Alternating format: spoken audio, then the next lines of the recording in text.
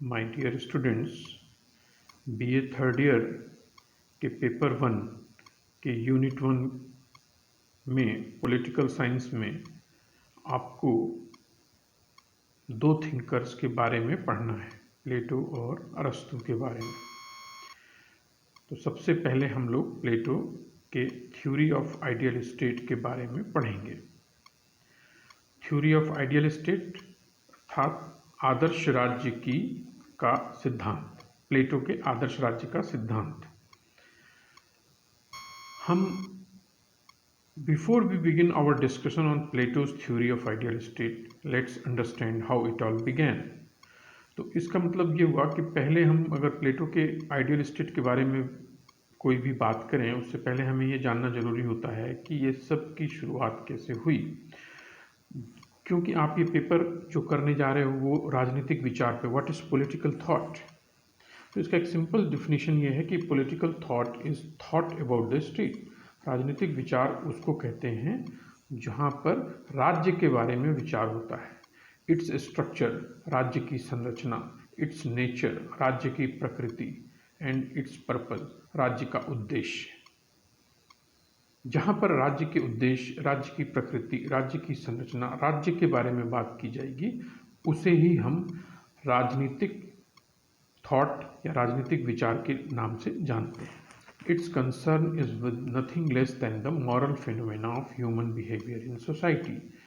तो राजनीतिक विचार का संबंध समाज के अंदर मानव व्यवहार के नैतिकता से कम नहीं है कि हमारा नैतिक व्यवहार कैसा हो।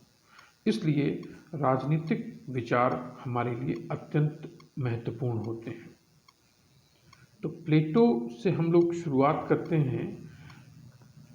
उसकी एक खास वजह होती है, क्योंकि प्लेटो ने इस प्रश्न का उत्तर प्राप्त करने का प्रयास किया कि हम लोग राज्य की आज्ञा का पालन क्यों करते हैं, या किसी भी मानव के जीवन में राज्य का महत्व क्या है, राज्य जैसी संरचना का महत्व क्या है।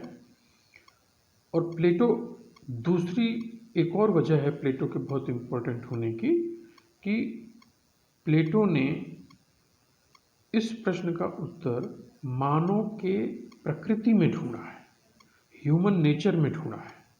और उसने कहा है कि ह्यूमन नेचर किस प्रकार का होता है, उसी से उसकी सामाजिक और राजनीतिक संरचना के बारे में हमें जानकारी मिलती है।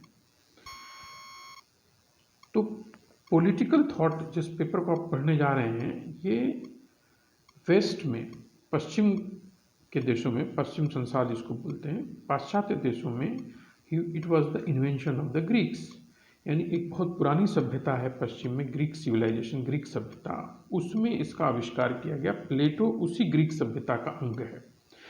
इसे हम क्लासिकल ग्रीस के नाम से जानते हैं। क्लासिकल ग्रीस जब बोलते हैं किसी वर्ड को, तो उसका अर्थ होता है कि वो एक ऐसा समय है इतिहास में जहाँ पर ग्रीक सभ्यता का अत्यंत विकास हुआ था। तो क्लासिकल ग्रीस उसी पीरियड को बोला जाता है कि classical Greece is primarily characterized as a period where ancient Greece was dominated by Athens. Athens एक वहाँ पर सिटी स्टेट है, एक छोटा स्टेट है। ग्रीस एक बहुत बड़ा, कई छोटे छोटे सिटी स्टेट्स का समूह है ग्रीस सिविलाइजेशन। उसमें से एक छोटा स्टेट है एथेंस। एथेंस इसलिए इम्पोर्टेंट है क्योंकि एथेंस वहाँ का सबसे डेवलप्ड सिटी स्टेट है, जिसको पोलिस बोलते हैं वो लोग ग्रीस में, इसको पोलिस बोला जाता है। और वो एथेंस जो था वो सबसे डेवलप्ड था। और ये जो पीरियड है ग्रीस का, क्लासिकल ग्रीस का पीरियड, वो 510 BCE से 323 BCE के बीच का है। इस दौरान ग्रीस सिविलाइजेशन अपने विकास के चरम पर था। और प्लेटो का जन्म एथेंस में ही हुआ था, जो कि वहाँ का सबसे डेवलप्ड सिटी स्टेट था। और 427 BCE में प्लेटो का जन्म हुआ था, और 80 वर्ष तक प्लेटो ने अपनी आयु पूर्ण की थी। और उन्होंने 347 BCE में प्लेटो सदगति को प्राप्त हुए थे।